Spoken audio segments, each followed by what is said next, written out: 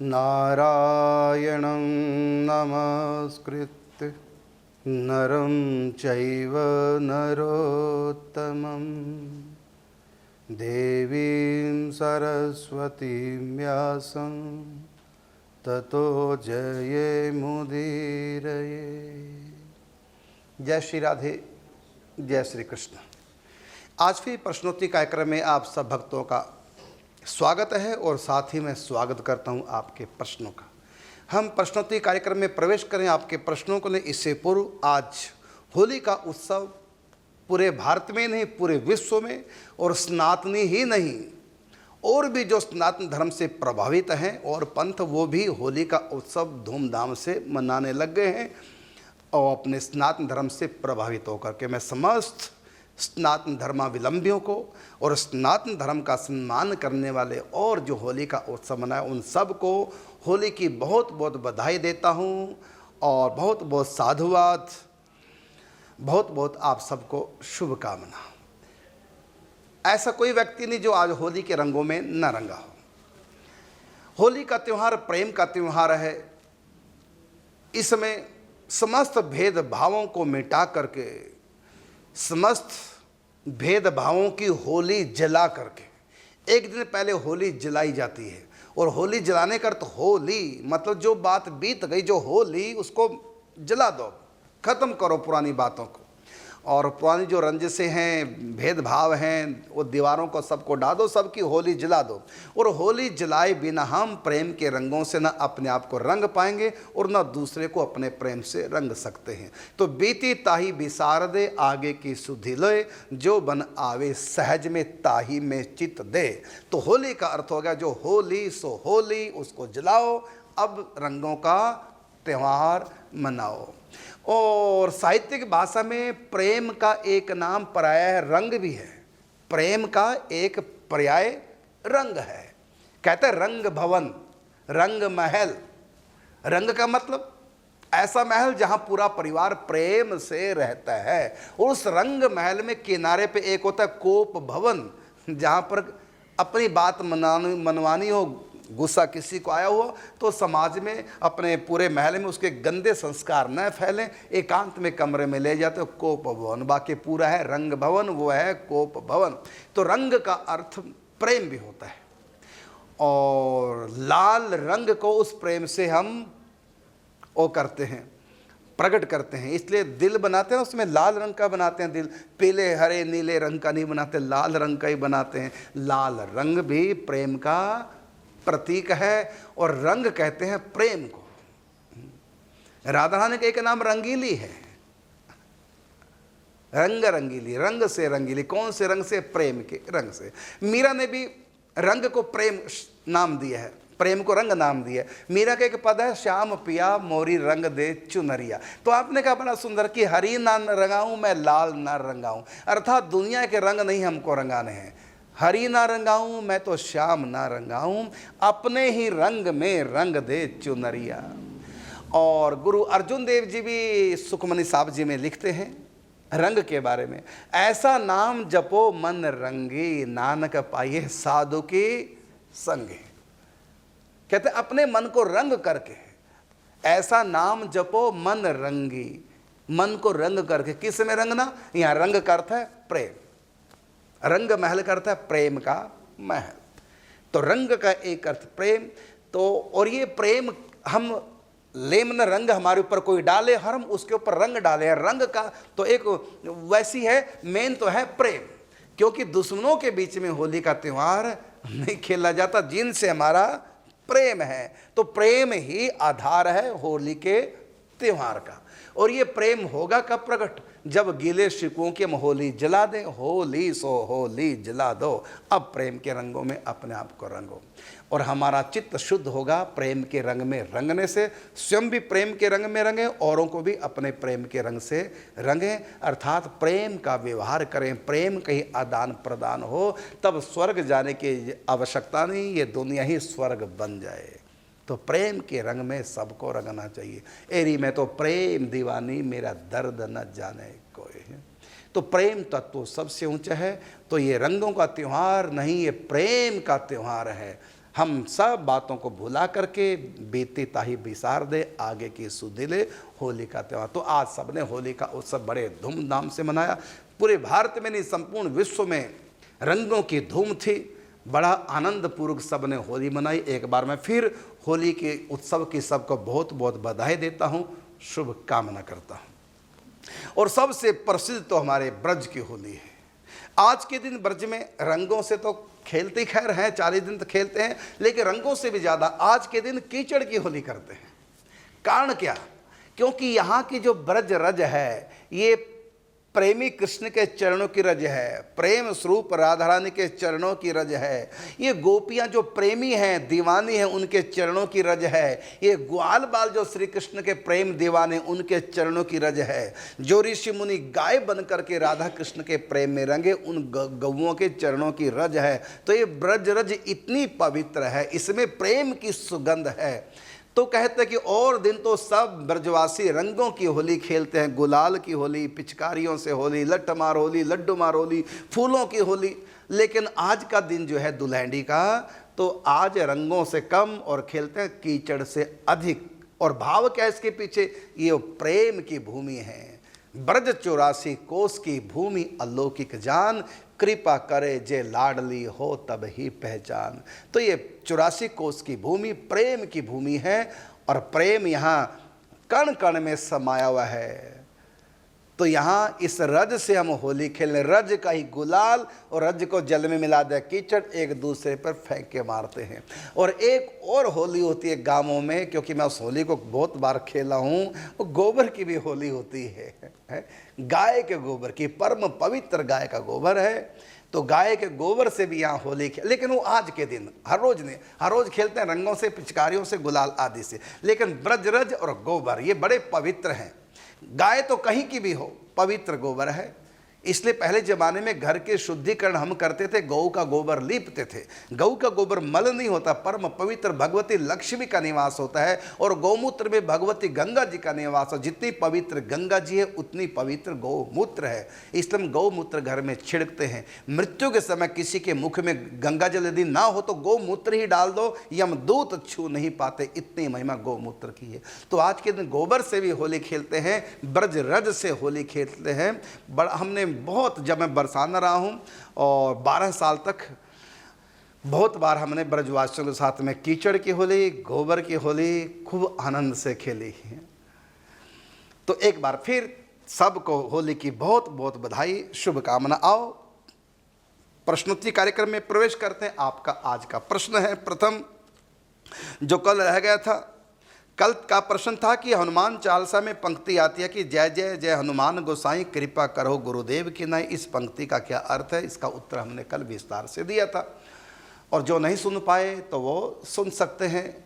स्वामी करुणदास जी इस नाम से यूट्यूब चैनल है, वहाँ जा कर के आप कल का प्रसंग सुन सकते हैं कि हनुमान जी को गुरु रूप में क्यों याद किया था। इसी से संबंधित अगला प्रश्न जो कल रह गया था कि तुलसीदास जी ने हनुमान चालीसा में हनुमान जी को गुरु रूप में बनाने के लिए क्यों कहा? राम को क्यों नहीं कहा? गुरु को क्यों? करो कृपा गुरुदेव की नहीं। तो कल के प्रश्न का ये आधा भाग है। तो मैं कहना चाहूँगा कि हनुमान चालीसा गोस्वामी तुलसीदास जी ने विद्यार्थी जीवन में लिखा था, जब वो काशी में शेषनाथ जी के यहाँ पढ़ाई करते थे। माता पिता तो उनके बचपन में छूट गए थे जन्म लेती, तो माता पिता का रोल अदा किया उनके गुरु जी ने, जिनका नाम था नरहरि दास जी महाराज। आप चित्रकूट में रहते थे, एकांतिक भजन चिंतन करते थे। इससे पहले उनको भगवान शंकर जी का साक्षात दर्शन प्राप्त हो चुका था। भगवान शंकर ने उनको रामचरितमानस का ज्ञान दिया था, और साथ में कहा था कि ये कथा उस बालक को सुनाना जो इस समय हरिपुर गांव में राम बोला के नाम से प्रसिद्ध है, अनाथ बालक। उसको स्वीकार करो शिष्य के रूप में, राम मंत्र से दीक्षित करके, और ये राम कथा उसको सुनाओ। तब शुक्र क्षेत्र में 5 साल तक राम कथा गोस्वामी तुलसीदास जी को गुरु जी ने सुनाई थी। तो जिस समय रामचरितमानस सुनाई थी, उस समय लिखी नहीं गई थी रामचरितमानस। और मैं बताना चाहूँगा कि ये रामचरितमानस गोस्वामी तुलसीदास जी की रचना नहीं है। रामचरितमानस, इसका नाम तो देखिए क्या है, राम का चरित्र मन में था। मानस का मतलब मन में। किसके मन में? तो शंकर जी के मन में। तो शंकर जी ने अपने मन से प्रकट करके उनके गुरु जी को दिया, नरहरिदास जी महाराज को, यही रामचरितमानस। और शंकर जी ने कहा कि यही रामचरितमानस उस बालक राम बोला को सुनाना, वो फिर इसको लिपिबद्ध करेंगे, बनाएंगे नहीं, रचेंगे नहीं, जो आप सुनाएंगे उसको लिपिबद्ध करेंगे हमारी कृपा से। तो गोस्वामी तुलसीदास ने रचना नहीं की, रचना तो की है भगवान शंकर जी ने, उनके मन में थी, वहाँ से आई मन में इनके नरहरिदास जी की, और नरहरिदास जी ने अपने मुख से बोला और बालक ने समझा। तो बालक बुद्धि थी तो पूरा समझ भी नहीं पाए थे, तो बाद में फिर भगवान शंकर जी ने इनके ऊपर कृपा की और तब ये उस बात को समझे और उन्होंने ग्रंथ रूप में भगवान शिव की प्रेरणा से ग्रंथ को लिखा। अब प्रश्न यह है कि उन्होंने गुरु जी के रूप में उसको हनुमान जी को चुना, राम जी को क्यों नहीं? पहली बात तो चुनने की आवश्यकता क्या थी, उनका तो स्वयं का गुरु जी है। जब उनके गुरु जी हैं नरहरिदास जी और गुरु में पूर्ण समर्पण था, दोनों गुरु शिष्य सिद्ध थे, तो हनुमान जी की क्या आवश्यकता थी? दरअसल ये है कि गुरु जी ने साधन बताया भगवत प्राप्ति का। अभी आगे और न जाने गुरु जी को क्या क्या बताना था, क्या क्या सिखाना था, उससे पहले गुरु जी सिर छोड़ देते हैं।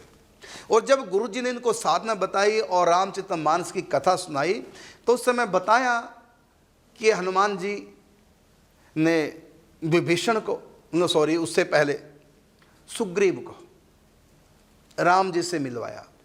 सुग्रीव को राम जी से किसने मिलवाया? हनुमान जी ने। विभीषण को राम जी से किसने मिलवाया? हनुमान जी ने। सीता हो चुका था, लंका में थी सीता जी मातेश्वरी, तो सीता जी को राम जी से किसने मिलवाया? हनुमान जी ने। तो गोस्वामी तुलसीदास जी को लगा कि सीता जी से मिलाने वाले हनुमान जी हैं, सीता जी को राम जी से मिलाने वाले हनुमान जी, विभीषण जी को राम जी से मिलाने वाले हनुमान जी, सुग्रीव को राम जी से मिलाने, जो जो राम जी से बिछुड़े हैं सबको मिलाने वाले हनुमान जी, ये गुरु जी के मुख से राम कथा में सुना था। अब गुरु जी सिर छोड़ गए, अब इनको राम जी से मिलना है। कौन मिलाएंगे? जो गुरु जी के मुख से सुना कि हनुमान जी राम द्वारे तुम रखवारे हो तो न आज्ञा बिन पैसारे। तो हनुमान जी शंकर जी के अवतार हैं, गुरु तत्व हैं, भगवान से मिलाने वाले हैं, ये गुरु जी के मुख से सुन चुके थे। अब गुरु जी ने सिर छोड़ा, अब इनको लगन लगी हनुमान जी से। फिर अंत में हनुमान जी इनको मिले और हनुमान जी से क्या मांगा? मुझको राम जी से मिला दो। तब हनुमान जी ने कहा जाओ चित्रकूट, तब इनको हनुमान जी की कृपा से चित्रकूट में भगवान का मिलन हुआ। तो आपका प्रश्न है कि तुलसीदास जी ने हनुमान चालीसा में हनुमान जी को गुरु बनाने के लिए क्यों कहा? और मैंने आपको बता ही दिया है कि गुरु जी की इनके ऊपर विशेष कृपा हुई थी और गुरु जी से राम कथा सुन चुके थे, हनुमान जी की महिमा सुन चुके थे, इसलिए इनकी लगन दो के प्रति, जितनी राम जी से लगन है ना, उससे भी ज़्यादा इनकी लगन, और रामचरितमानस देखो वहाँ पता भी चल जाएगा, शंकर जी के प्रति और हनुमान जी के प्रति विशेष लगन। और तभी काशी जी में गए, जबकि जब राम जी के भगत है तो अयोध्या में रहते, काशी क्यों गए? काशी में गए, वहीं रहे अन्नपूर्णा के प्रति, क्योंकि गुरु जी ने बता दिया था कि 2 साल तक जो बुढ़िया तुमको भोजन कराने जाती थी वो कोई और नहीं थी, भगवती पार्वती मातेश्वरी अन्नपूर्णा थी। भगवान शंकर जी ने भेजा और मुझको भी भगवान शंकर जी ने प्रकट होकर तुम्हारे लिए कहा था उस बालक को अपने पास रखो, शिष्य बनाओ उसको और उसको कथा का दान करो।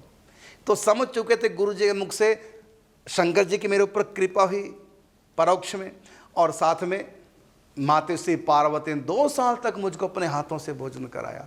तो उनको माँ बाप की तरह उनसे प्रेम हो गया कि शंकर जी पार्वती मेरे मम्मी पापा, क्योंकि बचपन में माँ बाप छूट गए थे पहले दिन ही, तो उनको माँ बाप की याद, तो क्या तो मेरे शंकर जी पार्वती ही मेरे माता पिता है। और फिर गुरु जी से उनको इतना प्यार हुआ और पत्नी से भी उनका प्यार हुआ, ये प्रेमिल हृदय कहते, पत्नी से भी इतना प्यार हुआ, अंधा प्रेम पत्नी से किया। जब ये पत्नी के पास गए तो पत्नी ने दुत्कार दिया कि एक दिन भी मेरे बिना नहीं रह सके, इतना प्रेम तुम भगवान से कर लेते।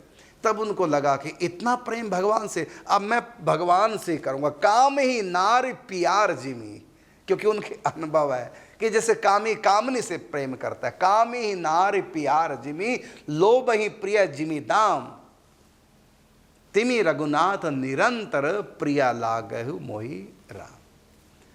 तो हनुमान जी के प्रति उनका लगाव और शंकर जी के प्रति लगाव, उनकी स्वयं की अनुभूतियाँ भी थी। और शंकर जी, शंकर सुमन केसरी नंदन, शंकर जी ही हनुमान जी के रूप में है, इसलिए काशी जी में ज़्यादा रहते थे। और जब रामचरितमानस लिखनी हुई तो संस्कृत में लिखा रहे थे, बड़े विद्वान थे। तो शंकर जी हर रोज चुरा लेते थे, जो पन्ने लिखते थे चुरा लेते थे। ये बड़े परेशान है कि मेरी रामचरितमानस मैं लिखता हूँ गुरु आज्ञा से, और ये चली कहाँ जाती है। अंत में लगा पता कि भगवान शंकर जी चुराते थे। भगवान शंकर जी प्रकट हुए, कहा कि प्रभु आपकी तो आज्ञा है, रामचरितमानस ग्रंथ लिखो, और मैं लगा लिखने, आप चुरा लेते, ऐसा क्यों कर रहे हैं। भगवान ने कहा इसलिए कर रहा हूँ, तुम संस्कृत में लिख रहे हो, संस्कृत में नहीं लिखना, आम बोलचाल की भाषा में लिखो, और यहां ना लिख करके तुम जाओ अयोध्या। फिर वहां से शंकर जी कहने से अयोध्या है, फिर वहां जाके रामचरितमानस। तो भगवान शंकर ने प्रेरणा की थी तब अयोध्या गए, नहीं तो इनका मन अयोध्या से भी ज्यादा लगता था काशी में। क्यों कि अन्नपूर्णा माता, शंकर जी पिता है। तो मम्मी पापा के पास बच्चा जितना शकुन महसूस करता है उतना तो भगवान के पास भी नहीं है। वहाँ तो ऐश्वर्य भाव है। राम जी तो ईश्वर है ना, और शंकर जी उनके ईश्वर नहीं। शंकर जी कौन है? शंकर पार्वती मेरे मम्मी पापा है। तो बच्चे का मन माँ बाप के पास तो लगेगा ही लगेगा, इसलिए विशेष प्रेम देखा जाता है। और जब रामचरितमानस लिखने लगे ना, तो उस समय राम कथा बाद में लिखी, पहले भगवान शिव पार्वती की कथा देखिए, उनका कैसे विवाह होता है, पूरी कथा लिखी। लेकिन कथा इष्ट से जोड़ के लिखी। एक बार त्रेता युग माही, शंभु गए कुंभज ऋषि पाई, संग सती जग जननी भवानी, पूजही ऋषि अकलेश्वर जानी। देखो राम कथा लिखने बैठे और लिखने लगे शिव पार्वती कथा, और राम कथा से जोड़ करके। इतना इनका अनुराग था भगवान शिव और पार्वती को लेकर के। तो इन्होंने किस रूप में शिव पार्वती को देखा? ना गुरु रूप में, ना भगवान के रूप में, माता पिता के रूप में देखा है। इसलिए इनको मम्मी पापा के पास रहना अधिक प्रिय लगा। अगला प्रश्न लेते हैं, ये तो हो गए। अगला प्रश्न है कि मैं शिव मंदिर में सफाई सेवा करती हूँ, वहाँ पर हनुमान जी भी हैं, क्या मैं उनकी सफाई सेवा कर सकती हूँ? बिल्कुल कर सकते हैं। ये पता नहीं कहाँ, हमारे किसी पुराण में ऐसा नहीं लिखा भाई। और मैं कहना चाहूँगा जो माताओं को हनुमान जी की सेवा से रोकते हैं, हनुमान जी के मंदिर से रोकते हैं, तो मैं उनसे प्रार्थना करना चाहूँगा भाई किस ग्रंथ में लिखा हुआ है कि स्त्रियां भगवान माने हनुमान चालीसा का पाठ नहीं करती, हनुमान जी के मंदिर में स्त्रियां नहीं जा सकती? ये किसी ग्रंथ में लिखा है? रामचरितमानस में लिखा है? ये सुंदरकांड में लिखा हुआ है? हनुमान जी का सुंदरकांड गोस्वामी तुलसीदास जी। तो जहाँ इतनी बात फैला रखी है लोगों ने कि हनुमान जी के मंदिर में स्त्री नहीं जाएगी, तो गोस्वामी तुलसीदास जी से ज़्यादा कोई हनुमान जी को जानता है क्या? जो प्रकट होकर दर्शन देते हैं, हनुमान जी मिलाते हैं राम जी से। तो उन हनुमान जी के बारे में गोस्वामी तुलसीदास जी अगर ये बात होती तो लिखते नहीं कि स्त्री हनुमान जी के मंदिर में ना जाए। उन्होंने हनुमान जी के बारे में बहुत ग्रंथ लिखे हैं, लेकिन कहीं नहीं लिखा कि स्त्रियां हनुमान जी के मंदिर में ना जाएं। कहीं लिखा ही नहीं है। वाल्मीकि रामायण में लिखा है, किसी और ग्रंथ में लिखा है, किसी पुराण में लिखा है कि स्त्रियां हनुमान जी के मंदिर में ना जाएं। कई लोग मना कर देते। हमने एक बार पूछा भी पुजारी जी से कि हनुमान जी के मंदिर में स्त्रियां क्यों नहीं जाएंगे भाई? कहते हनुमान जी बाल ब्रह्मचारी। अच्छा, माने हनुमान जी इतने कच्चे बाल ब्रह्मचारी हैं कि स्त्री को देख करके उनका ब्रह्मचर्य खंडित ना हो जाए, उनके मन में पाप ना आ जाए, इसलिए ना। हाँ सदिए मैंने हनुमान जी को इतना कच्चा ब्रह्मचारी मान लिया कि कोई स्त्री आएगी तो उनका ब्रह्मचर्य खड़ा, अरे स्वर्ग से अप्सरा भी आ जाए तब भी वो सब में सिया राम मैं सब जगह जाने, उनके लिए तो सब भगवान के स्वरूप हैं। ऐसा नहीं। हाँ इतना कहेंगे कि मंदिर की अपनी मर्यादा है, प्राण प्रतिष्ठा वैदिक रीति से मंदिरों में होती है भगवान की, तो वहाँ अपवित्र अवस्था में बिना स्नान के स्त्रियां ना जाए। स्त्री क्या पुरुष भी ना जाए बिना स्नान के। बीमार है, बुखार है, नहीं नहा सके, मंदिर में ना जाए, दूर से ध्वजा को प्रणाम कर दें। यदि किसी का मंदिर जाने का नियम है, माताओं का या पुरुषों का, बुखार आ गया, अब क्या करें, नहा नहीं सकते, मंदिर में कैसे जाएं? नित्य प्रति दर्शन का नियम है। कितनी महिलाओं का नियम है नित्य प्रति दर्शन करने का। ऐसा प्रश्न आज तक नहीं आया, लेकिन मेरे स्मरण आ गया कि मैं आपको बताना चाहूँगा कि किसी का प्रतिदिन मंदिर में जाने का नियम हो और यदि मासिक धर्म हो तो क्या 4-5 दिन के लिए मंदिर में ना जाएं? इसका उत्तर है बिल्कुल। मासिक धर्म में भी आप घर से निकलें, मंदिर में जाएं, लेकिन अंदर ना प्रवेश करें। बाहर से कलश जो मंदिर के ऊपर स्थापना है, ध्वजा, उसको प्रणाम करके लौट जाएं, अंदर प्रवेश न करें, लेकिन जाएं नियम पूरा करने के लिए। पुरुष भी यदि स्नान न कर सकें, बुखार है, तो मंदिर में यदि प्रतिदिन का नियम है तो ऐसी स्थिति में मंदिर के भीतर तो ना जाएं, गर्भगृह में दर्शन करना करें, बल्कि हम क्या करें, दूर से ही ध्वजा को, कलश को प्रणाम करके वापस लौट जाएं, लेकिन आना जरूर चाहिए। बस उन दिनों मंदिर के भीतर दर्शन न करके ध्वजा के दर्शन, कलश के दर्शन करके प्रणाम करके वहीं से लौट जाएं, लेकिन नियम अपना पूरा करें, इससे फिर नियम टूटता नहीं है। अगला प्रश्न है, हाँ, जैसा कहा कि मैं शिव मंदिर में सफाई सेवा करती हूँ, वहाँ पर हनुमान जी है, क्या मैं उनकी सफाई सेवा कर सकते हूँ? बिल्कुल आप कर सकते हैं। यदि कोई रोके, वहाँ पंडित पुजारी जी रोके, तो उनसे पूछना, पंडित जी ठीक है मैं नहीं आऊँगी, स्त्री हूँ हनुमान जी के मंदिर में, बस आप कहीं लिखा दिखा दो। 18 पुराणों में कहीं लिखा हो, स्मृतियों में कहीं लिखा हो, संहिताओं में कहीं लिखा हो, सुंदरकांड में कहीं लिखा हो, गोस्वामी तुलसी की रामायण में लिखा हो, वाल्मीकि कृत रामायण में लिखा हो, किसी भी रामायण में कहीं लिखा हो तो बता दो। तो पंडित जी को भी थोड़ा आंखें खोलो। मैं कहना चाहूँगा कि ऐसी जो ऊट पटांग बातें घुस गई हमारे सनातन धर्म में, इनको निकाल के फेंको। स्त्रियों को भी भगवान की सेवा पूजा का पूरा अधिकार है, हाँ, अपवित्र अवस्था में तब नहीं। अगला प्रश्न है, अस्वस्थ होने पर पूजा पाठ का नियम पूरा नहीं कर पाते, क्या करें? कोई बात नहीं कर पाते, आप अपने परिवार से दूसरे से करा लो, पंडित जी से करा लो, कोई आपका अनुष्ठान नियम है, आप बीमार पड़ गए, माता पिता से करा लो, सास ससुर से करा लो, पति से करा लो, बच्चे से करा लो, पड़ोसन से करा लो, सखी सहेली से करा लो, नहीं तो किसी पंडित जी को बुला के नियम करा लो, जो भी आपके पूजा पाठ के नित्य प्रति नियम है। अपवित्र अवस्था की ऐसी स्थिति में आप दूसरों से कर लो। यदि कोई भी करने को तैयार नहीं तो कोई बात नहीं, मत करो, जब ठीक हो जाएंगे तब कर लो। अगला, गोपाल जी के पास किस शंख से जल रखना चाहिए? बजाने वाले में या स्नान कराने वाले में? और फिर उस जल का क्या करें?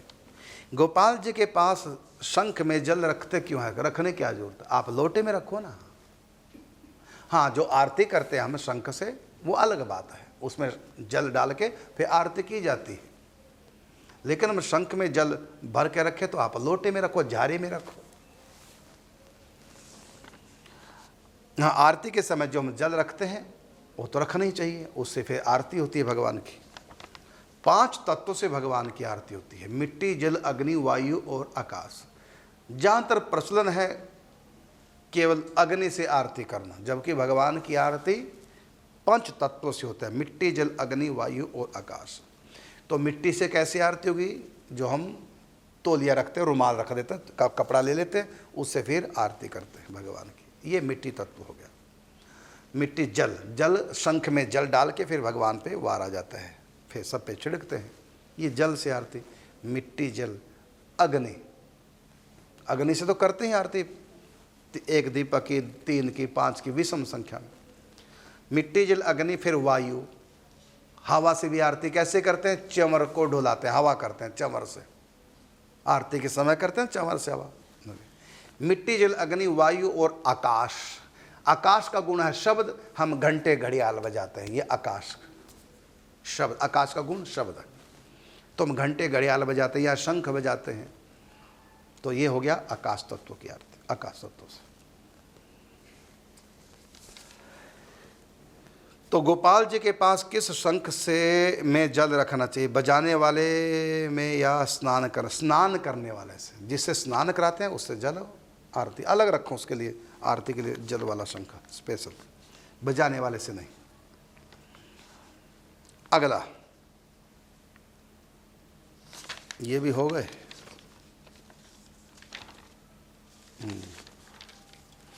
अगला प्रश्न आया है, हमने कई लोगों से सुना है कि आयुर्वेद में लिखा है कि मांस खाना शरीर के लिए अच्छा है, इससे शरीर में मांस बढ़ता है। फिर सभी संत मांस खाने से मना क्यों करते हैं? बिल्कुल आप ठीक कह रहे हैं, कहीं लिखा हुआ है आयुर्वेद में मांस खाने की बात। प्याज लहसुन की महिमा भी लिखी आयुर्वेद में।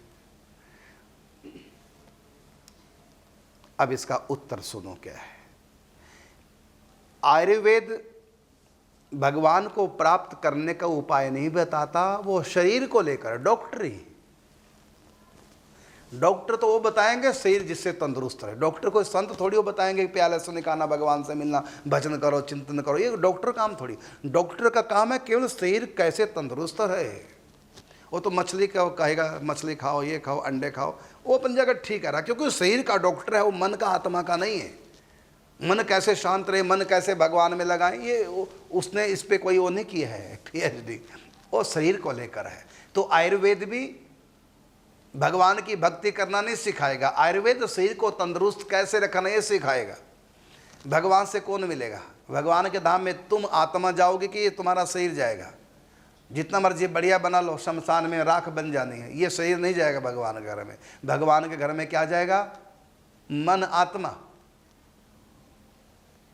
तो मन को पवित्र कैसे करें ये डॉक्टर थोड़ी बताएंगे, ये विषय डॉक्टरों का नहीं है। हार्ट स्पेशलिस्ट जो होंगे वो हार्ट के बारे में बताएंगे। अब हार्ट स्पेशलिस्ट के पास आप जाके कहो कि आंखों की दवाई नहीं, तुम कैसे डॉक्टर हो, तुम्हारे पास आंख की दवाई नहीं, मेरी आंख नहीं तुम देख सकते, हमने तो लिखा कि डॉक्टर आंख भी देखते हैं। तो कहेगा भैया डॉक्टर भी आंख देखते हैं, मैं भी डॉक्टर, लेकिन मैं हार्ट का हूँ, आंखों का नहीं। ऐसे ही आयुर्वेद शरीर का विज्ञान है, आत्मा का, मन का नहीं है। ये शरीर का विज्ञान है, डॉक्टरी है। तो डॉक्टर के हिसाब से ठीक कह रहा है, लेकिन डॉक्टर के हिसाब से हम जाएंगे तो भगवान मिलेंगे, शरीर तंदुरुस्त होगा? पहले ही बताओ। डॉक्टर हमको भगवान से मिलने का उपाय बताएंगे कि शरीर को तंदुरुस्त रखने का, तो आयुर्वेद कोई भगवान से मिलने का उपाय बताएगा? आयुर्वेद का मतलब डॉक्टर कह लो। तो शरीर के लिखा कि ये ठीक है, ये ठीक है, ये गलत है, वो तो शरीर के लिए लिखा है। लेकिन हमारे शास्त्र कहा ना, आपने क्या कहा, फिर संत क्यों मना करते हैं? क्योंकि संत जो है शरीर के डॉक्टर नहीं है, वो आपके मन को ठीक रख करके मन मोहन तक पहुंचाना इसके स्पेशलिस्ट हैं वो। इसलिए वो कहेंगे कि ये नहीं खाना, वो खाना, उनको पता जैसा खाओगे अन्न वैसा बनेगा मन। लेकिन आयुर्वेद को डॉक्टरों ने मन का ठेका नहीं ले रखा है, उन्होंने ठेका ले रखा है शरीर का। उनको मन से क्या मतलब है? तुम्हारा शरीर ठीक करना और पैसे लेने हैं। और तो तुम भी उनके पास मन को पवित्र करने के लिए नहीं गए, शरीर को ठीक रखने के लिए गए। वो तो शरीर को रख कर के केंद्र में तब वो दवाई उपचार करते हैं। अब आप कहते कि संत क्यों मना करते? जब आयुर्वेद ने कहा भाई वो डॉक्टर हैं, आयुर्वेद डॉक्टरी है, उसमें तो शरीर को लेकर के ज्ञान है, लेकिन संत तुमको भगवान से मिलाना चाहते हैं। आयुर्वेद तुम्हारे शरीर को तंदुरुस्त रखना चाहता है, लेकिन तुमको भगवान से मिलाना ये उसका काम नहीं। डॉक्टर तुम्हारे शरीर की तंदुरुस्ती के लिए बात करेंगे, भगवान से मिलने के लिए, मन पवित्र के लिए वो कुछ नहीं बोलेंगे। ये संत बोलेंगे मन कैसे पवित्र हो, जैसा खाओगे अन्न वैसा होगा मन। इसलिए आयुर्वेद शारीरिक ज्ञान है, वो शरीर को लेकर है, और संतों का ज्ञान मन को कैसे पवित्र करके परमात्मा में लगाना, वो संतों का अलग विषय है। जैसे हार्ट स्पेशलिस्ट के पास कोई नेत्र रोग लेकर जाए तो मूर्ख कहलाएगा, इसी प्रकार डॉक्टर जो हार्ट स्पेशलिस्ट है वो आपकी आंखें नहीं देखेगा, आंखों में दवाई नहीं डालेगा, क्योंकि उसका विषय अलग है। तो आयुर्वेद का विषय अलग है, वो शरीर विज्ञान को लेकर चलता है। और संत शरीर के साथ साथ मन को, मन से भी आगे बुद्धि को, बुद्धि से भी आगे आत्मा तक संत जा रहे हैं। तो संत खाने की वो चीज़ बताएंगे जिससे शरीर भी ठीक रहे, मन भी ठीक रहे। यदि किसी चीज़ से शरीर ठीक होता हो लेकिन मन गंदा होता हो तो संत तुरंत मना कर देंगे। शरीर भले ठीक ना हो लेकिन मन ठीक रहना चाहिए, क्योंकि जब तुम जाओगे मनः षष्ठानि इंद्रियाणि प्रकृति स्थानि कर्षति, इस शरीर को यहीं छोड़ के जाओगे, मन तुम्हारे साथ जाएगा। इसलिए जो चीज़ मन के लिए बुरी है वो काम मत करो। अच्छा बताओ, तुम भूखे मर रहे हो तो डाका डाल की रोटी खा लो, ये कौन सा विज्ञान कह रहा है? शरीर का विज्ञान कह रहे ना। और संत कहेगा डाका नहीं डालना, भीख मांग लेना। वो कहता है भीख मांगी रोटी नहीं मिली इससे डाका। संत कहेंगे भूखे मर जाना लेकिन पाप नहीं करना, यही कहेंगे ना संत। वो शरीर का विज्ञान क्या कहेगा, कैसे भी करके ये न प्रकरण तो लूट जो मर्जी कर, शरीर तभी ठीक रहेगा जब इसमें कुछ डालोगे। यदि भिक्षा से नहीं मिल रहा तो लूट के खा लो, लेकिन खाओगे तभी ठीक रहोगे। तो ये दूसरा विज्ञान है, हमारा दूसरा विज्ञान है। तो आप हार्ट स्पेशलिस्ट और आई स्पेशलिस्ट के डॉक्टरों में एक कैसे कर रहे हो? तो संत होते हैं आत्मा के डॉक्टर और ये आयुर्वेद है शरीर का डॉक्टर। तो शरीर की दृष्टि से मांस खाओगे सेहत बनेगी, इसमें कोई दो राय नहीं। हमने मान लिया अंडा मांस मीट खाओगे हो जाएगा, सब मान लिया हमने। तो डॉक्टर कहते हैं ताकत आएगी अंडा खाओ, और संत कहेंगे ताकत आएगी अंडा छोड़ो भजन करो। जब यमराज सामने आएंगे ना तो अंडे वाली ताकत काम नहीं आएगी वहाँ यमदूतों के सामने। कौन सी ताकत काम आएगी? भजन की पावर काम आएगी वहाँ। और जब दुनिया से जाओगे ये अंडा खाने से जो पावर आई ये आगे नहीं जाएगी, और जो भजन करने से पावर आई इससे तो आगे भजन ही है साथी। हरि के भजन बिन अकेला रहेगा, अरे मन ये 2 दिन का मेला रहेगा, कायम ना जग का झमेला रहेगा।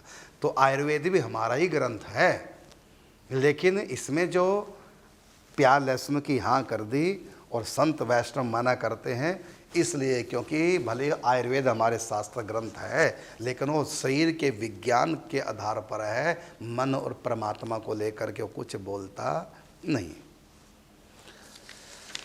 अब अगला प्रश्न लेते हैं, यह रिद्धि सिद्धि क्या होती है? क्या बागेश्वर धाम के पीठाधीश्वर जी को भी सिद्धि प्राप्त है या फिर उन्हें सच में हनुमान जी की कृपा प्राप्त है? ये रिद्धि सिद्धि क्या होती है? एक पावर है।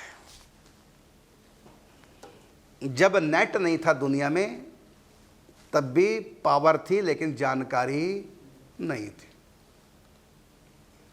ये रिद्धियां सिद्धियां पावर होते हैं सूक्ष्म जगत की, और ये मन के संकल्प के हिसाब से काम करते हैं। रिद्धियां सिद्धियां विशेष पावर, ये शरीर में नहीं होती पावर, ये पावर होती है संकल्प में। तो देवताओं की रिद्धियां सिद्धियां होती है बहुत प्रकार की। वैसे तो कहा अष्ट सिद्धि नवनिधि के दाता, लेकिन इतनी नहीं होती, अनंत प्रकार की होती है। मुख्य रूप से अष्ट सिद्धियां नवनिधियां होती हैं, बाकी अनंत हैं। तो ये भजन के द्वारा संतों को प्राप्त हो जाती हैं, तप के द्वारा प्राप्त हो जाती हैं, दान के द्वारा भी सिद्धि प्राप्त होती है, पति व्रत धर्म का पालन करने से भी रिद्धियां सिद्धियां प्राप्त होते हैं, गुरु भक्ति करने से भी रिद्धियां सिद्धियां मिल जाती हैं, दीन दुखियों की सेवा करने से भी रिद्धियां सिद्धियां मिल जाती हैं, नाम जप करने से भी रिद्धियां सिद्धियां। रिद्धियां सिद्धियों का मतलब सीधा सीधा ऐसी पावर जिसका कंट्रोल होता है, रिमोट होता है मन का संकल्प, मन का खेल। तन में रिद्धि सिद्धि नहीं होती, रिद्धि सिद्धि मन के संकल्प से, उनका कंट्रोल मन के पास होता है।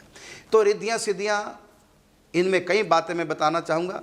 एक तो यह है कि जैसे मैंने कथा सुनाई थी अभी 5-10 दिन पहले प्रियासन जी महाराज जी की, उनके पास भी रिद्धियां सिद्धियां आ गई, लेकिन पंडित रामकृष्ण बाबा ने कहा बिल्कुल यूज नहीं करना, और जिस साधन से रिद्धियां सिद्धियां आई वो गोपाल मंत्र का जप करना बंद कर दे, कि उतना करो नित्य नेम जो अनुष्ठान के बंद कर दे, नहीं तो रिद्धियां सिद्धियां तंग करेंगे। तुम कच्चे हो और रिद्धियां सिद्धियां आएंगी तुम यूज करोगे। और हमारे पूज्य पंडित जी भी कहा करते थे कि जो रिद्धियों सिद्धियों का प्रयोग करता है चाहे वो भगवत प्राप्ति भी क्यों ना हो जाए, तो जब तक प्रलय नहीं आएगी तब तक उसको सिद्ध लोकों में निवास करना पड़ेगा, महर लोक, जन लोक, तप लोक में निवास करना पड़ेगा। जब महाप्रलय आएगी तब वो भगवत धाम में जाएगा। ब्रह्मा जी तब उसको माया से मुक्त करेंगे ज्ञान उपदेश दे करके। तो इसलिए कहा कि गुरु बिन भव निधि तरही ना कोई, जो विरंचि शंकर सम होई। इसका अर्थ क्या हुआ? अर्थात तुम साधना के द्वारा, विरंची का मतलब नई सृष्टि पैदा करना सीख जाओगे ब्रह्मा जी की तरह। उदाहरण के रूप में विश्वामित्र जी नई सृष्टि बना दी, लेकिन गुरु के बिना, गुरु बिन भव निधि तरही ना कोई, जो विरंची शंकर सम हुई। इतने भी बड़े क्यों ना बन जाओ, उद्धार नहीं। तो ये रिद्धियां सिद्धियां, शंकर जी रिद्धि सिद्धि दे सकते हैं। राक्षसों के पास कितनी रिद्धियां सिद्धियां होती हैं? कैसे हुई? तपस्या करी, वरदान मांगा, हमारे पास ये पावर आ जाए, ये रिद्धि सिद्धि आ गई। तो रिद्धियां सिद्धियां तो राक्षसों के पास भी हो जाती हैं। हनुमान जी ने अपनी यात्रा में जब सीता की खोज करने के हर प्रकार की रिद्धि सिद्धि का प्रयोग किए। तो यहाँ मैं कहना चाहूँगा जैसे आपने प्रश्न किया है रिद्धि सिद्धि क्या होती है, मैंने बता दिया। ये पावर होती है, शक्तियाँ होती है विशेष। और क्या बागेश्वर धाम के पीठाधीश्वर जी को भी कोई सिद्धि प्राप्त या फिर उन्हें सचमुच में हनुमान जी की कृपा है?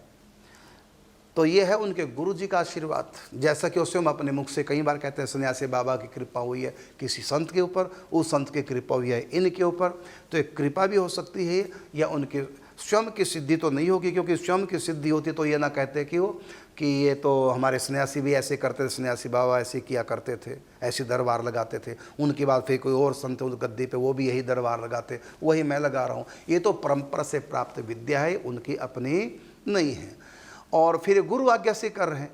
यदि कोई रिद्धि सिद्धि का प्रयोग भगवान की आज्ञा से या गुरु आज्ञा से करता है तब उसको दोष नहीं लगता। अपनी मर्जी से कोई रिद्धि सिद्धि का प्रयोग करने लग जाए तो एक कल्प तक उसको सिद्ध लोकों में रहना पड़ेगा, भगवत धाम में नहीं जाएगा। और कई बार पतन भी हो जाता है, भटक भी जाता है। और ये भी कहना चाहूँगा रिद्धियाँ सिद्धियाँ सदा नहीं रहती, यदि दुरुपयोग करने लग जाए तो चली भी जाती हैं। हमारे यहाँ एक बाबा का नाम लूँगा क्योंकि अभी भी वो बाबा हैं। तो उन्होंने 108 परिक्रमा की गिरिराज जी की, उनके पास रिद्धियाँ सिद्धियाँ आ गई। और जिसको आशीर्वाद एक काम बन जाए, जो बोल दे तो सत्य हो जाए। कौन भोजन लेके आएगा उनको पता चल जाता था, किसके मन में क्या है उनको पता चल जाता था। और उन्होंने फिर पंडित जी के पास, हम जब पंडित जी के पास आया करते थे, हमारे 11 गुरु में पंडित जी गुरु हैं, तो वो भी आते थे तो बाबा को बताते। तो बाबा ने कहा कि उनका प्रयोग मत करो, लेकिन वो माने नहीं बाबा की बात। उन्होंने रिद्धियों सिद्धियों का प्रयोग करना प्रारंभ कर दिया और उनसे शायद दुरुपयोग भी हो गया होगा, तभी उनके पास रिद्धियाँ सिद्धियाँ फिर चली गई। नहीं तो उनका भोजन आज कलकत्ता से आ रहा, तो कल बम्बई से आ रहा, परसों कानपुर से आ रहा। बड़े बड़े लोग उनको लग गए थे मानने, उनकी कृपा से क्या क्या होने लगा था। लेकिन पता नहीं उनसे क्या अपराध बन गया, रिद्धि सिद्धि का दुरुपयोग हो गया, क्या हो गया। अब रिद्धि सिद्धि समाप्त। अब वो इस समय कहीं और रह रहे हैं तो ब्रज में ही। अब उनका नाम नहीं लेंगे, हम उस जगह के भी नाम नहीं लेंगे, कहीं उनको पता चल जाए, उनको बुरा न लग जाए कि आपने हमारा नाम क्यों ले दिया। तो हमारी अपनी जानकारी में हम बहुत बार उनसे मिले हैं, लेकिन इस समय वो एकांत में है और अपना भजन चिंतन करते हैं। रिद्धियाँ सिद्धियाँ सारी अपने आप ही चली गई, छोड़ दी। पूरी बात तो नहीं पता, लेकिन ऐसा हमको विश्वस्त सूत्रों के द्वारा पता चला कि और रिद्धि सिद्धि का कोई दुरुपयोग हो गया और उनसे रिद्धियाँ सिद्धियाँ छूट गई। अब वो अलग से साधना कर रहे हैं एकांत में बैठ करके। तो ठीक, ये रास्ता ठीक नहीं। भगवत प्राप्ति के रास्ते में महान बाधा है। आप भक्तमाल ग्रंथ पढ़िए, संतों के जीवन में कितनी रिद्धियाँ सिद्धियाँ आती, लेकिन उन्होंने अपनी मर्जी से कभी प्रयोग नहीं किया। हाँ, गुरु भगवान की आज्ञा हो जाए या स्वयं भगवान की आज्ञा हो जाए, तब उनकी आज्ञा में एक मर्यादा बन जाती है, उसी के भीतर रह करके उस सिद्धि का प्रयोग कर सकते हैं, मनमानी रीति से नहीं। ये आपके प्रश्न का उत्तर है। सच्चाई तो वो स्वयं जाने, उनके स्वयं की साधना से रिद्धि सिद्धि आई है या फिर गुरु जी ने दी है या हनुमान जी ने दी है, लेकिन उन्हीं के मुख से जो हमने सुना है वो उनको बाबा से प्राप्त हुई, अपने गुरु से, शिक्षा गुरु से। उनके शिक्षा गुरु को कोई सन्यासी बाबा हुए हैं 2 पीढ़ी पहले, उनसे प्राप्त हुई। हाँ, उन्होंने हनुमान जी की साधना की। बाकी अब वो सिद्ध लोक में गए या उनका उद्धार हुआ, ये तो वही जाने। एक और की बात, वो भी हम नाम नहीं ले सकते। मैं उनके शिष्यों से मिला हूँ, वो एक संत के पास गए थे। पूरी बात तो मैं बता नहीं पाऊँगा क्योंकि इस समय जीवित भी हैं वो, और उनके शिष्य लोग भी हैं, उनको बुरा लग जाएगा। तो किसी सिद्ध संत के पास गए, जब वो शिष्य, वो भी संत थे, गए और मैं सोचूं क्या छिपाऊं क्या बताऊं तो उनके वो बड़े सिद्ध गुरु के शिष्य थे। तो जब दूसरे संत के पास गए, दूसरे संत ने उनके बारे में पूछा, आप कौन? तो बताया कि मैं अमू का शिष्य हूँ, ये मेरे गुरु। तो उसने कहा तुम्हारे गुरु तो अभी उद्धार नहीं हुआ उनका, वो तो मेरे पास हर रोज आते हैं। जबकि उनके गुरु जी को सिर छोड़े कई वर्ष बीत चुके थे। क्या तुम्हारे गुरु जी तो मेरे पास हर रोज आते हैं। उसको बड़ा बुरा लगा कि आप हमारे गुरु जी के बारे में ऐसा कैसे कहते हैं। हमारे गुरु जी को तो नृत्य करते भगवान श्री कृष्ण ने दर्शन दिए, और बड़ी दुनिया, बड़े बड़े संत भी उनको मानते हैं। मैं नाम नहीं लूँगा क्योंकि अपमान जैसा भी हो जाता है। वो अपने गुरु की महिमा गाने लगा।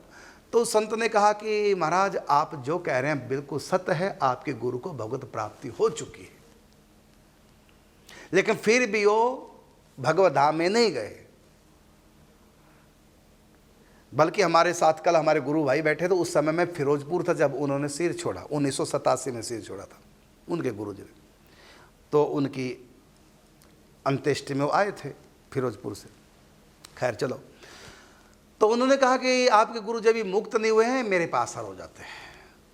तो संत को विश्वास नहीं हुआ कि मेरे गुरुजी मुक्त क्यों नहीं, उनको तो भगवत प्राप्ति हो चुकी है, और ये भी कह रहे हैं कि हाँ उनको हो चुकी है, तो भगवत प्राप्ति होगी तब भी भगवान के धाम में क्यों नहीं गए। तो उसने कहा देखो मैं दिखाता हूं, मैं आपके गुरुजी से मिलाता हूं। जबकि गुरुजी को सिर छोड़े कहीं सन 1987 में सिर छोड़ा था। कहते हैं कि देखो अभी शाम को दिखाता हूं। शाम को दिखाया, गुरुजी उनके पास आए, प्रकट हो गए। उन्होंने प्रणाम किया अपने गुरुजी को, वो हैरान हो गए। और उसके बाद उन गुरुजी फिर अंतर्ध्यान हो गए। फिर उस संत ने कहा कि आपके गुरुजी ने रिद्धियों सिद्धियों का प्रयोग कर लिया था, अब उनको सिद्ध मंडली में सम्मिलित कर लिया, योगियों की मंडली में, सिद्धलोक में, जनलोक, तपलोक, महरलोक आदि में, और प्रलय तक वो रहेंगे। उसके बाद फिर भगवत धाम में जाएंगे। तो वो इस समय आध्यात्मिक स्थिति जो है दुनिया की, उसमें धार्मिक, उसमें वो सहयोग कर रहे हैं इस समय। तो उनको ऐसा वैराग्य गया उस संत को सुनकर अपने गुरु की बात। उसके बाद छोड़ करके वो निकल गए हिमालय पर्वत पर। अभी कुछ समय पहले मुझको मिले थे वही संत। तो रिद्धियों सिद्धियों का प्रयोग करने से सिद्ध लोक मिलता है प्रलय तक, ये हमने सुना भी था, पढ़ा भी है। इसलिए रिद्धियों सिद्धियों का प्रयोग कोई संत नहीं करता। उनकी जिंदगी में बहुत चमत्कारिक घटना घटती है, उनके भजन का प्रताप है, लेकिन अपनी तरफ से कोई ऐसा पावर का प्रयोग नहीं करते। यदि कोई संत करता है गुरु की इच्छा से या भगवान की इच्छा से, फिर कोई दोष नहीं है। भगवत इच्छा से भी कई बार चमत्कार संत कर देते हैं, या गुरु की इच्छा हो कि बेटा तुम ये काम कर सकते हो, जो मेरा आशीर्वाद है। उसमें एक शर्त लगा देते हैं, कभी किसी से पैसा नहीं लोगे तब ये विद्या काम करेगी, यदि किसी से पैसा लोगे तो ये विद्या समाप्त हो जाएगी। ऐसी कोई ना कोई, या प्रतिदिन तुम इतना ध्यान करोगे, या प्रतिदिन तुम ऐसे पूजन करोगे, जिस दिन नहीं करोगे उस दिन ये सिद्धि वापस लौट जाएगी। तो गुरु के कहने से नियम में, एक मर्यादा में बंद करके उसका प्रयोग किया है। ऐसा कथा भी भक्तमाल में कहीं आई है, वर्तमान में मुझको कहीं ऐसे संत भी मिले, और ऐसा होता है। तो गुरु आज्ञा से, भगवान की आज्ञा से रिद्धि सिद्धियों का प्रयोग करने में कोई दोष नहीं। हम अपनी शक्ति का प्रयोग, माने रिद्धियों का प्रयोग यदि अपनी मर्जी से कर रहे हैं तो फिर हमारी आध्यात्मिक तरक्की रुक जाएगी। इससे गलती से भी हमको रिद्धियों सिद्धियों का प्रयोग नहीं करना चाहिए। ये आपके प्रश्न का उत्तर मैंने दिया है। तो उसकी निज की स्थिति क्या तो वो जाने। तो अगला प्रश्न है कि हमने कई संतों से सुना है कि अपने ब्रह्मचर्य को बचाकर रखना चाहिए, जिनमें ब्रह्मचर्य का क्या महत्व। बहुत अच्छा प्रश्न है। यदि ब्रह्मचर्य को पूर्ण रूप से बचा के रखना चाहिए, तब तो सारे गृहस्थों का बुरा हाल हो जाएगा, किसी को भगवत प्राप्ति होगी नहीं। इन गृहस्थियों के बच्चे भी हो रहे हैं, पत्नी से प्रेम भी करते हैं, और इनको भगवान भी मिल रहे हैं।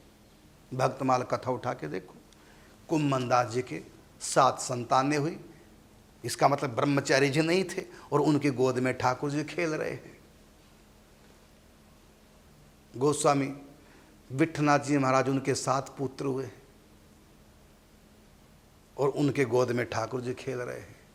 भाई श्री हनुमान प्रसाद पोद्दार जी की एक बेटी सावित्री बाई, और वो भगवान से बातें कर रहे हैं। कितने गृहस्थों को भगवान मिले भक्तमाल में देखो। ये जितने गृहस्थी थे क्या ब्रह्मचारी थे क्या इनके संतानें नहीं हुई? अच्छा, जितने संत पैदा हुए हैं सृष्टि में अब तक, वो किसी ब्रह्मचारी के यहाँ पैदा हुए क्या? ये महापुरुष किससे पैदा हुए? माँ बाप ने ब्रह्मचर्य खंडन किया तभी तो पैदा हुए हैं। यदि माँ बाप ब्रह्मचर्य का पालन करते तो क्या संत दुनिया में आते? एक नारी सदा ब्रह्मचारी, एक नारी सदा ब्रह्मचारी। अपनी पत्नी पत्नी है, बाकी दुनिया की हर स्त्री हमारे लिए माँ बहन बेटी के समान है। तो गृहस्थ भी ब्रह्मचारी है। हाँ, इतना मैं कहना चाहूँगा, जितना अधिक ब्रह्मचर्य का पालन करोगे उतना ही मन भी मजबूत बनेगा, तन भी मजबूत बनेगा, स्मरण शक्ति भी, ओज भी, तेजस्विता भी, ओजस्विता भी बढ़ेगी। इसमें कोई दो राय नहीं, हमारे शरीर का आधार है। लेकिन केवल ब्रह्मचर्य के बल पर हम भगवान को प्राप्त करें ये कोई नियम नहीं है, ये उपयोग तो है लेकिन योग नहीं है। अब देखिए, कुत्ता 1 साल में 1 बार ब्रह्मचर्य खंडन करता है। अब बताओ, मनुष्य ज़्यादा बड़ा ब्रह्मचारी के कुत्ता। कार्तिक महीने में भोग भोगता है कुत्ता, क्या उसको भगवान मिल जाएंगे? मुख्य बात है, ब्रह्मचर्य व्रत की तब भगवान से मिलाने का काम करेगा। कब? जब ऊर्ध्वरेता कोई हो तो। ब्रह्मचर्य में ऊर्ध्वरेता में अंतर है। वीर्य को ऊर्ध्वरेता हुए बिना कोई अपने शरीर में धारण नहीं कर सकता, इसको तो बहना है, चाहे इच्छा से बहे चाहे बिना इच्छा के बहे, चाहे प्रयास से ये जाए, वीर्य हमारे शरीर से अलग, चाहे प्रयास से, इसको तो जाना है। इसका उपयोग होगा एक अलग से क्रिया है कि ब्रह्मचर्य पालन करें, साथ में एक योग साधना करें। ऊर्ध्वरेता जब तक हम नहीं बनेंगे तब तक ब्रह्मचर्य हमारे साधना में आगे हमको बढ़ाने वाला नहीं। हाँ, शरीर तंदुरुस्त रहेगा, ये तो है बात, लेकिन भगवान से मिलाने वाला तब बनता है जब हम ऊर्ध्वरेता बने। ये कैसे बनेंगे? इसके लिए स्पेशल योग है। पहले सिद्धासन करो, और उस समय कई प्रकार के प्राणायाम हैं, उसमें कुंभक का समय अधिक से अधिक बढ़ाओ पे धारणा शक्ति के द्वारा अपने वीर्य को ऊपर चढ़ाना होता है। ये भी एक योगिक क्रिया है। पहले योग सिद्ध करना पड़ेगा, उसके बाद वो जो अंश है वीर्य है वो ओज बन करके हमारे सुषुम्ना नाड़ी को सबल बनाएगा। लेकिन कब होगा? जब हम उस वीर्य का संरक्षण तो कर रहे हैं, लेकिन यदि ऊर्ध्वरेता नहीं है तो उसका कोई लाभ नहीं। जैसे हमने संपत्ति तो इकट्ठी कर ली, बैंक में डाली, लेकिन उसका प्रयोग नहीं कर रहे हैं, तो बताओ फिर संपत्ति का लाभ क्या हुआ? ऐसे हमने ब्रह्मचर्य पालन तो किया है, मैंने वीर्य का संरक्षण तो शरीर में कर लिया है, लेकिन उसका प्रयोग नहीं किया। ब्रह्मचर्य का प्रयोग अर्थात ऊर्ध्वरेता एक ऐसी योगिक क्रिया है, वो योग क्रिया संतों से सीखनी चाहिए, उसका हम उपयोग करें। उसके बाद भी वीर्य हमारे शरीर में उतना ही रुक पाएगा जितना इसकी वो है, नहीं तो सारा पसीने में भी बह जाएगा। तो ये ऊर्ध्वरेता ब्रह्मचर्य प्रथम इसका स्टेज है। उसके बाद ऊर्ध्वरेता जब तक हम नहीं बने। लेकिन कलयुग में बड़ा कठिन काम है। कारण क्या है? क्योंकि जो खान पान है वो वीर्य का संरक्षण हमारे अंदर होने नहीं देगा। उसमें हमको सात्विक आहार करना, अल्पाहार करना, रात्रि को बिल्कुल भोजन त्याग देना, कुछ नियम है, प्राणायाम करना, सिद्धासन करना, ये बहुत सी ऐसी क्रिया हैं, उनके बिना हम ऊर्ध्वरेता नहीं बन सकते। हाँ, बाकी ये है कि जो जन साधारण के लिए इस कलयुग में है, हम उतनी ऊंची उड़ार की बात न करें जो हम उड़ ही ना पाएँ। हम इतना ही कर लें, एक नारी सदा ब्रह्मचारी, बस यही आपके जीवन में क्रिया भगवान से मिलाने वाली। आज के बाद संकल्प कर लो, हाथ में जल लेकर के, स्त्री के रूप में दुनिया में कोई है तो हमारी पत्नी है, इसके सिवा सारी स्त्री हमारी माँ, बहन, बेटी के समान हमारे लिए हैं। तो तुम ब्रह्मचारी हो।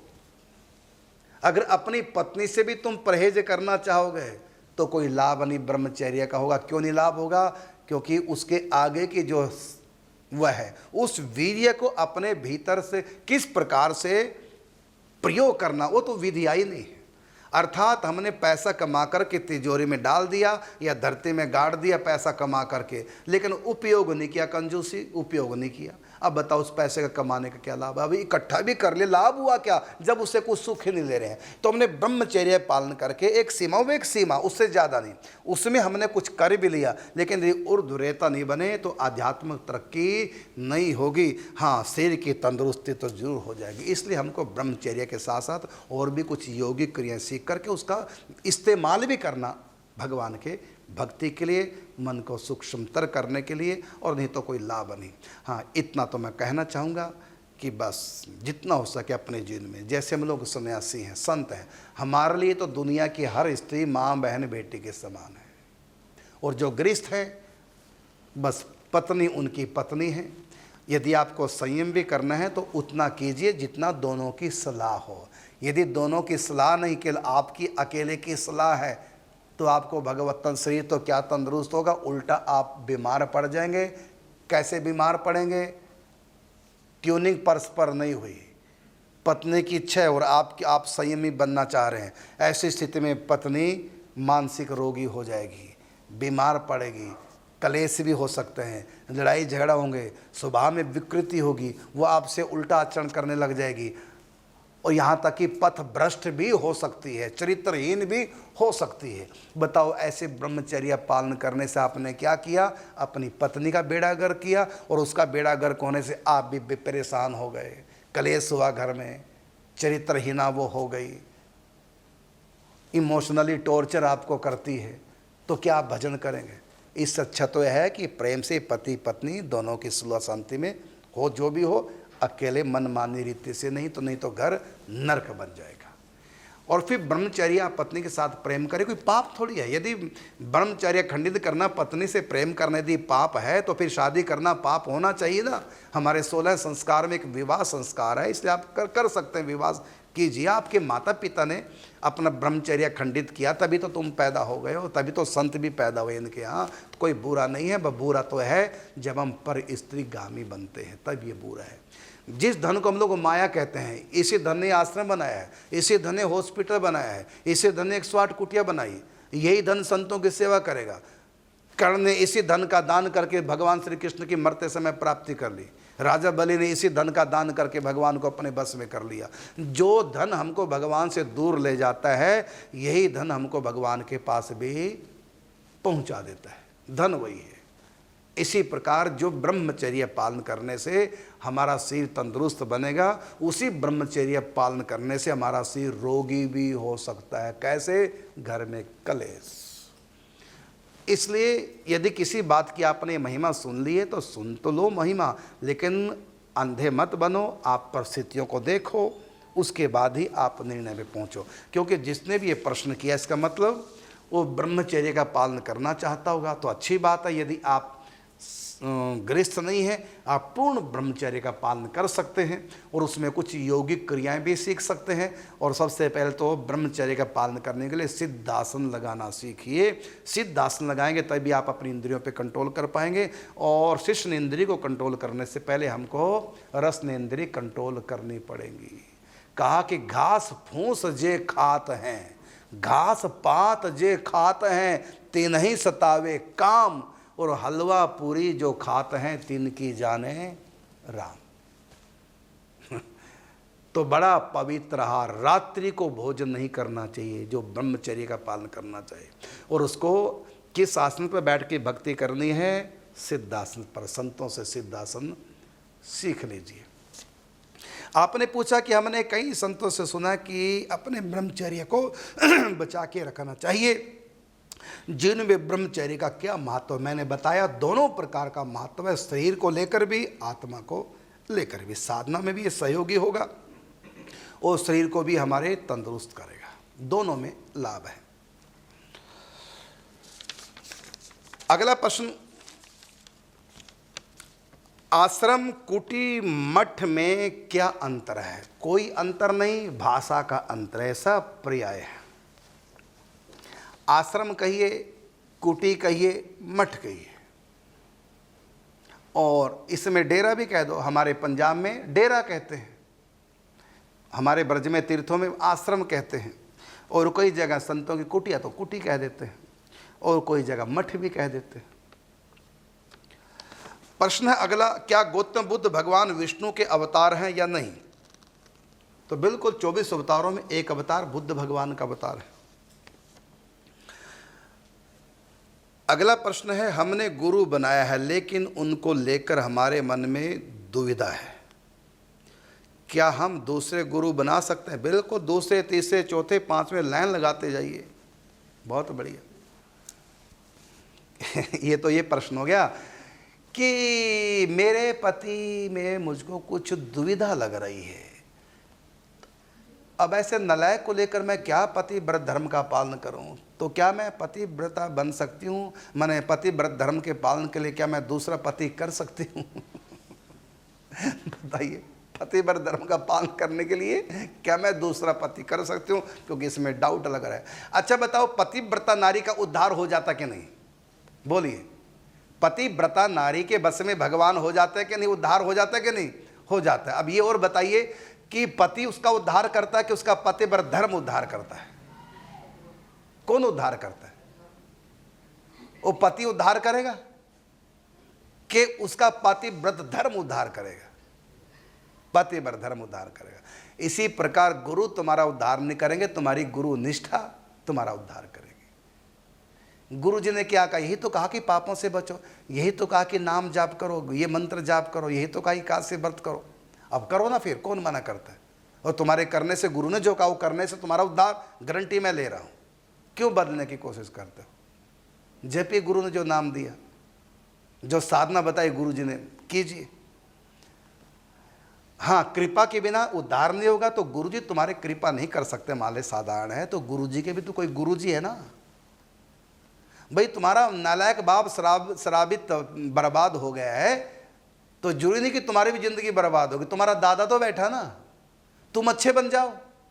तुम्हारा दादा जो तुम्हारे बाप को तो के लिए तो कुछ नहीं किया, लेकिन तुम्हारे लिए कर देगा, क्योंकि तुम उसके पोते हो।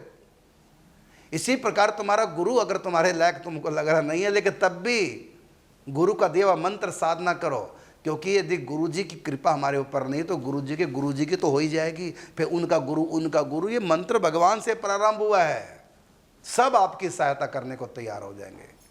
आप भजन कीजिए, चिंतन कीजिए। कहा कि तुलसी की माला से जाप करो रे, अपना उद्धार स्वयं आप करो रे। अच्छा, मैं बताऊं दूसरा गुरु आप कैसा चाहते हैं? पहला गुरु जी तो कुछ नहीं कर पाए आपके लिए, आपको डाउट हो रहा है, तो आप क्या चाहते हैं? दूसरा गुरु ऐसा बनाना चाहते हैं जो ऐसे करे, भगवान से मिले, करना कुछ ना पड़े, ऐसे ही चाहते हो ना?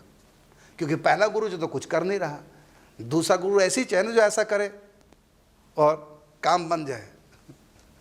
इसका मतलब है, अब गाली शब्द मैं यूज नहीं करूंगा जो नमक खा करके हराम करते हैं उनको जो शब्द कहा जाता है, फिर तो एक प्रश्न करने वाला वही कहलाएगा। अर्थात करना कुछ ना पड़े और ऐसे कोई कर जाए, ऐसा गुरु चाहिए।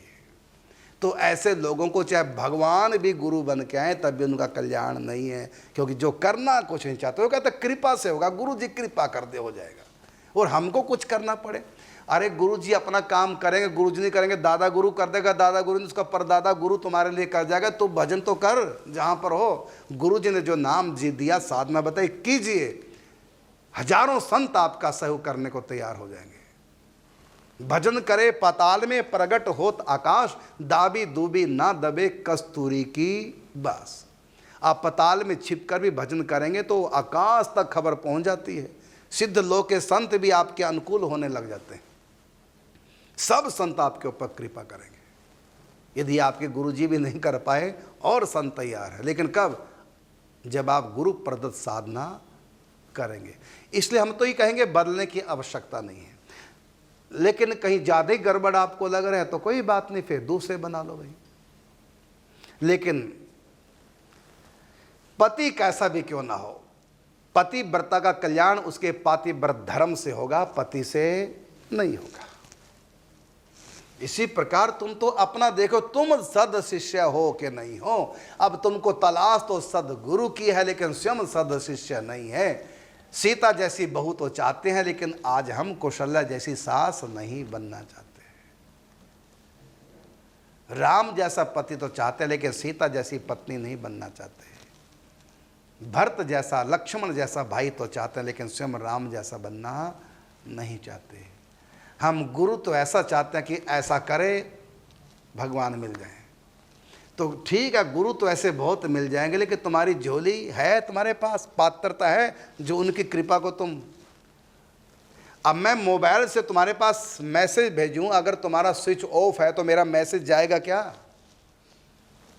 इसी प्रकार गुरु अगर कहीं ऊंचा भी तुमको मिल गया, अगर तुम नालायक हुए, भजन चिंतन सुमरन कुछ भी नहीं करते, फ्री फंड में सब कुछ गुरु कृपा कर दें, तो कैसे भी गुरु क्यों ना हो, नहीं तुम्हारा कल्याण हो सकता। मूर्ख हृदय ना चेत, जो गुरु मिले विरंचि सम। माने जिनके मुख से चारों वेद निकले, वो ब्रह्मा जी भी तुम्हारे गुरु जी क्यों ना बन जाए, तब भी तुम्हारे पास ज्ञान टिकेगा, कृपा टिकेगी नहीं। क्यों? तुम कुछ कर नहीं रहे। अब तुम कुछ करके देखो। जो गुरु ने, मैं बता रहा हूँ जिसका भी ये प्रश्न है, आपके गुरु ने जो मंत्र दिया, जो नाम दिया, जो साधना बताई, आप उसको कीजिए। हाँ, शिक्षा गुरु किसी को बना लो, गुरु जी के पास शिक्षा नहीं, आप शिक्षा गुरु किसी को भी बना लो, उनके चरणों में जाओ, महाराज आज से मैं आपका शिष्य हुआ, आप मेरे शिक्षा गुरु हुए, अब आप जो भी मुझको आदेश करेंगे मैं साधना करूंगा। तो आप मंत्र वही रखो, साधना वही रखो, किसी संत से सीख लो और आगे बढ़ो।